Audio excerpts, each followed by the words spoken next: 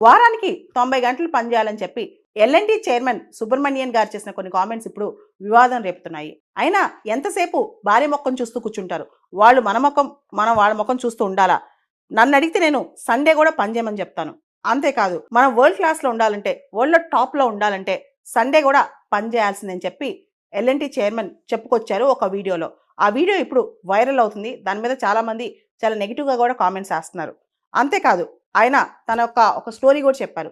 ఒక చైనా మిత్రుడితో మాట్లాడుతున్నప్పుడు ఆయన అన్నారంట, ఆ చైనీస్ వ్యక్తి, చైనీస్ వారానికి 90 గంటలు పనిచేస్తారు, అదే అమెరికన్స్ 50 గంటలే పనిచేస్తారు, అందుకనే చైనా ఎంత ఫాస్ట్గా గ్రో కాగలిగింది అని చెప్పి ఇలా ఎల్ఎన్టీ చైర్మన్ తన వాదనని జస్టిఫికేషన్ చేసుకుంటూ వెళ్ళారనమాట.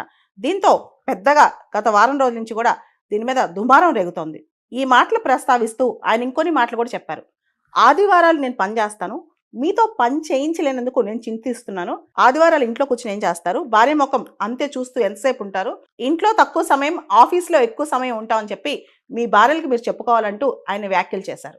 ఎల్ఎన్టీ చైర్మన్ వ్యాఖ్యల్ని సమర్థిస్తూ ఎల్ఎన్టీ గ్రూప్ ఒక స్టేట్మెంట్ కూడా రిలీజ్ చేసింది. ఇది ఇండియాస్ డికేడ్.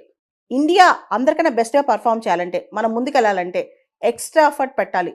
ఎప్పుడైతే మనం అందరినీ అవుట్ పర్ఫామ్ చేయాలనుకుంటామో మన ఎఫర్ట్స్ కూడా అదే స్టాండర్డ్లో ఉండాలి. దీనికి ప్యాషన్తో, పర్జవరెన్స్తో పనిచేయాలంటూ ఎల్ఎన్టీ వ్యాఖ్యానించింది.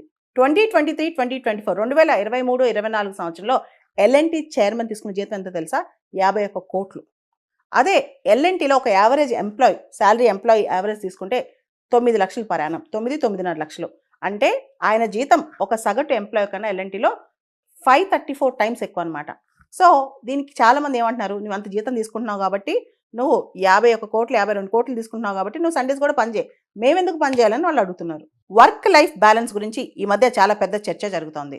ఇంతకుముందు ఇన్ఫోసిస్ నారాయణమూర్తి గారు వారానికి కనీసం 70 గంటలు మనం పనిచేయాలని చెప్పడం కూడా పెద్ద వివాదం అయిపోయింది. అంతేకాదు మెంటల్ హెల్త్ ఇష్యూస్ కానీ, వర్క్ ప్రెషర్ కానీ, రీసెంట్గా పూణేలో ఒక అమ్మాయి బర్న్అవుట్ అయిపోయి, ఓవర్ వర్క్ అయిపోయి అమ్మాయి చనిపోయిందనమాట. సో ఇవన్నీ ఎపిసోడ్స్ జరుగుతున్నాయి. ఇప్పుడు మనం ఇంటెన్స్ జాబ్లో ఉన్నప్పుడు, ఏదైతే చాలా ఇంటెన్స్గా ఫోకస్ జాబ్స్లో ఉన్నప్పుడు దానికి వారానికి 90 గంటలు పనిచేయాలి, 100 గంటలు పనిచేయాలి అని చెప్పుకోవడం తేలిగ్గానే ఉంటుంది, కానీ చేయడం చాలా కష్టం. ఒక 1 వీక్ 10 డేస్ 1 మంత్ తర్వాత అట్రిషన్ వస్తుంది అనమాట, బాడీలో వీక్నెస్ వస్తాయి. చైనా మావో పరిపాలన ఉన్నప్పుడు ఆయన కూడా ఒక ఐడియా తీసుకొచ్చాడు, గ్రేట్ లీప్ ఫార్వర్డ్ అని చెప్పి. మనుషుల్ని మెషిన్ లాగా పనిచేయించాడు. ఇండస్ట్రీస్, ఫ్యాక్టరీస్ అన్నింటిలో కూడా మెషిన్స్ లేకుండా మనుషుల చేత పనిచేయించాడు. తర్వాత మనుషులందరికీ నీరసం వచ్చింది, నిస్సత్తు వచ్చింది.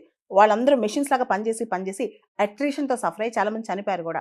సో ఎప్పుడైతే వర్క్ లైఫ్ బ్యాలెన్స్ తప్పుద్దో చాలామంది అడుగుతున్నారు ఇప్పుడు, అసలు మనిషి పుట్టింది బతకడానికా, పని చేయడానికా?